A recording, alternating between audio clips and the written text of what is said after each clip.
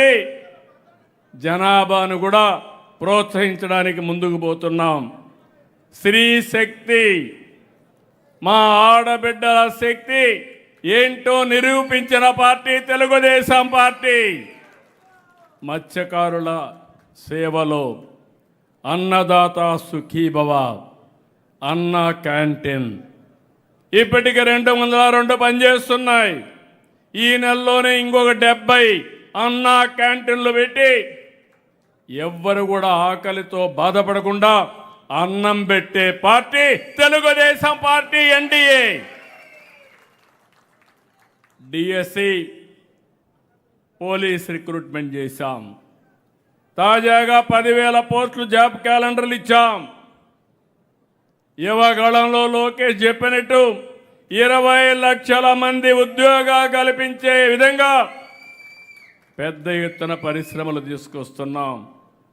21 నెలల్లో 6,28,000 మందికి ప్రైవేట్ ఉద్యోగాలు ఇప్పించిన party Telugu Desam party NDA party. Visakha Google వచ్చింది. మామూలుగా మీరు చూస్తే ఎఫ్డిఐ వచ్చిన తర్వాత అతి పెద్ద ఇన్వెస్ట్మెంట్ $15 బిలియన్, 1 గిగావాట్ కెపాసిటీతో డేటా సెంటర్ ఏఐ వస్తూ ఉంది.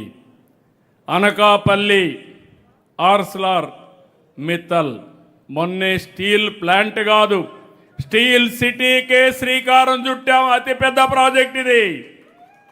కాకినాడకు గ్రీన్ అమోనియా, రామాయణపట్నంలో బీపీసీఎల్, అమరావతిలో క్వాంటమ్, అమెరికాలో సిలికాన్ వ్యాలీ, అమరావతిలో క్వాంటమ్ వ్యాలీ.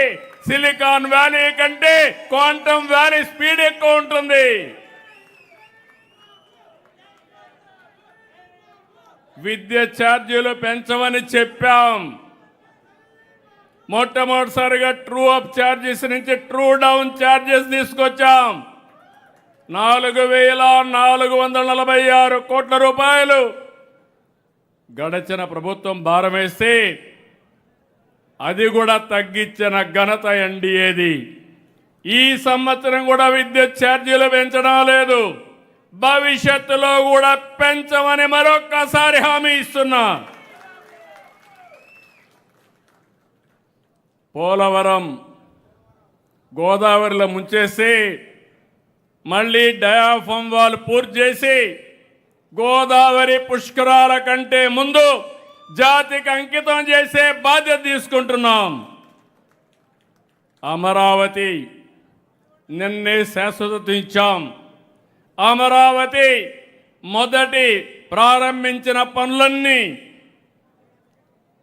2028 ఆగస్టుకు పూర్తి చేసి మళ్ళీ ప్రధానమంత్రి గారిని పిలిపించి ప్రారంభం చేస్తామని మీ అందరికీ విజ్ఞప్తి చేస్తున్నా.